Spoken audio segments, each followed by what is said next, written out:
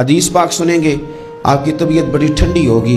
میرے نبی پاک صلی اللہ تعالیٰ علیہ وسلم ارشاد فرماتے ہیں کہ جو بندہ سوال سے بچنا چاہے گا، ارادہ کرے گا اللہ میں نے کسی سے نہیں مانگنا، فرمایا جو سوال سے بچنا چاہے گا رب اسے سوال سے بچا لے گا، اور جو لوگوں سے بے نیاز ہونا چاہے گا کہے گا یا اللہ مجھے دنیا داروں کا محتاج نہ بناؤ، اپنی بارگاہ سے عطا فرما۔ جو لوگوں سے بے نیاز ہونا چاہے گا اللہ لوگوں سے بے نیاز کر دے گا، اور فرمایا جو صبر کا ارادہ کرے گا اللہ اسے صبر کی توفیق بھی عطا فرما دے گا۔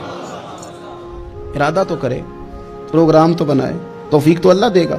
جو صبر کا ارادہ کرے گا اللہ صبر کی توفیق بھی عطا کر دے گا۔ اور حضور صلی اللہ تعالی علیہ وسلم فرمانے لگے یاد رکھو کسی بندے کو جو بہترین تحفہ دیا گیا ہے نا، اگر کسی کو کوئی بہترین عطیہ ملا ہے تو پھر اللہ تعالیٰ نے اسے صبر عطا فرمایا ہے۔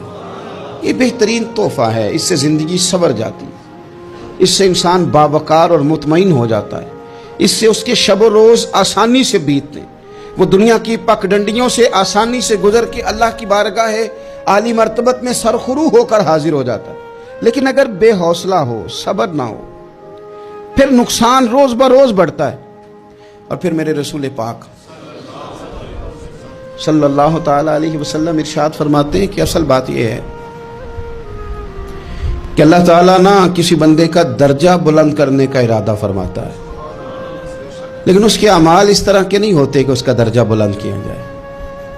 اب رب کیا کرتا ہے، اللہ تعالیٰ اس کو مال کی، جان کی، اولاد کی کسی مشکل میں ڈال دیتا ہے، اس مصیبت پر وہ بندہ صبر کرتا ہے تو اللہ تعالیٰ اس کا درجہ بلند فرما دیتا ہے۔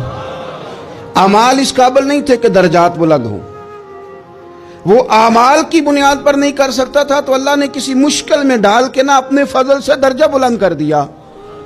اب جو راہ طریقت کا مسافر تھا، جو سلوک کی منازل طے کر رہا تھا، جو اللہ رسول کے قریب جانے چاہ رہا تھا، اس کے لیے کتنی آسانی ہو گئی کہ مجاہدہ تو زیادہ نہ کر سکا، کثرت سے نفلی صوم و صلات کا بندوبست تو نہ کر سکا، تھوڑا سا صبر کیا، رب نے اپنا اور اپنے محبوب کا قرب عطا فرما دیا۔ تو یہ تو آپ صبر کرنے کے لیے جب نکلے ہیں تو آپ نے تو رب رسول کو پا لیا ہے۔ یہ صبر تو وہ والا سفر ہے جس کی جو منزل ہے وہ اللہ رسول کا قرب ہے۔ ہم لوگ تھوڑی تھوڑی باتوں میں حوصلہ ہار جاتے ہیں، صبر چھوڑ جاتے ہیں، پریشانی بڑھ جاتی ہے، پتہ نہیں ایسے محسوس ہوتا ہے کہ جیسے یہی بندہ دنیا کا سب سے دکھی بندہ ہے۔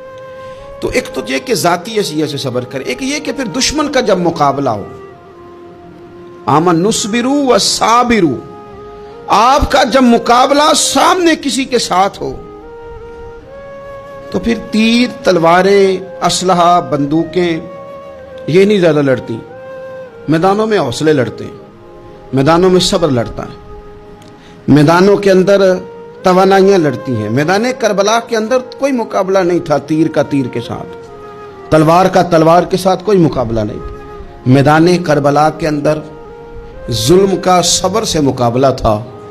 فتح کے ڈنکے یزید نے بجائے تھے، جشن ابن زیاد نے منایا تھا، لیکن قیامت تک اللہ نے جو فتح عطا فرمائی ہے تو وہ حسین ابن علی کے صبر کو عطا فرمائی ہے، وہ سیدنا امام علی مقام کے صبر کو ملی۔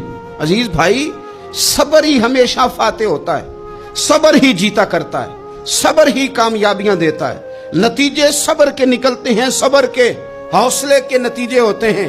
ہماری جلد بازی ہمیں شکست خوردہ کر دے گی، ہمارا حوصلہ نہ ہونا ہمیں ہرا دے گا، ہم کمزور پڑ جائیں گے اگر ہم بے حوصلہ ہو جائیں گے۔